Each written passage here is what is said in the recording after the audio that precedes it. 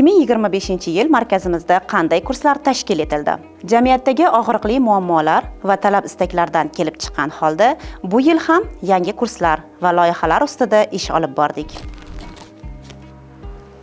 Yilni kitobsevarlar klubi a'zolari bilan boshladik. Bu klubga kitobxonlik kursi bitiruvchilarini jalb qildik va yil davomida 5 ta guruh a'zolari qabul qilindi. Ular oyiga 6-7 ta kitob o'qib, jamoaviy tarzda muhokama qilishdi. Muhokama uchrashuvlari qalbiga yaqin, o'zgacha muhitga ega bo'lgan Kitobqand kutubxonasida bo'lib o'tdi. Klub ishtirokchilari jamoaviy tarzda kitob o'qishning yakka o'qigandan ko'ra natijali bo'lishiga amin bo'lishdi. Yangi hayot sari 21 kun. Ushbu kurs ayol qizlarning har taraflama rivojlanishlari, bilim olib, oila va jamiyatda o'z o'rniga ega bo'lishlari, tibbiy, ma'rifiy, psixologik hamda notiqlik kabi har bir inson uchun zaruriy bilimlarni egallashlari uchun tashkil etildi. Kurs 5 ta mavsumda bo'lib o'tdi.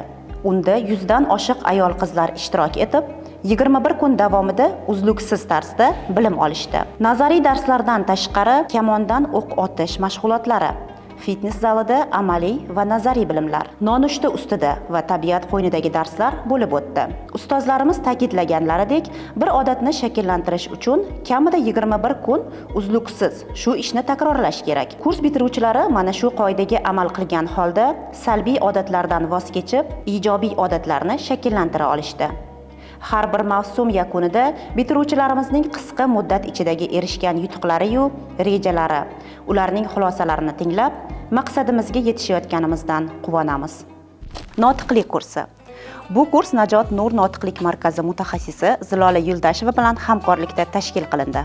Ayol qizlarda notiqlik san'atini rivojlantirish, har qanday davrada fikrini go'zal, tushunarli va ravon yetkaza olish maqsadida tashkil etilgan kurs 2 ta mavsumda 60 ga yaqin ayol qizlarni qamrab oldi. Go'zal tarzda o'rnida ishlatilgan so'zlar hamisha o'z kuchiga ega. Siz ham sog'tanda sog'lom fikr jumlasini ko'p eshitgansiz, to'g'rimi? Biz esa bunga biroz o'zgartirish kiritgan holda psixolog, endokrinolog Nigora Jalolova bilan birgalikda sog' fikr, sog'lom tana kursini tashkil qildik. Kursga bunday nom berilishining sababi darslar davomida tanada aks etayotgan kasalliklarning kelib chiqish sabablari, fikr va hissiyotlarning salomatlikka ta'sirini o'rganib, kasalliklarga yechim bo'luvchi bilimlar beriladi. Kurs bugunga qadar 3 ta mavsumda bo'lib o'tdi. Hellodan IELTSgacha. Markazimiz binosiga kiraverishda bu yozuvlarga ko'zingiz tushgandir?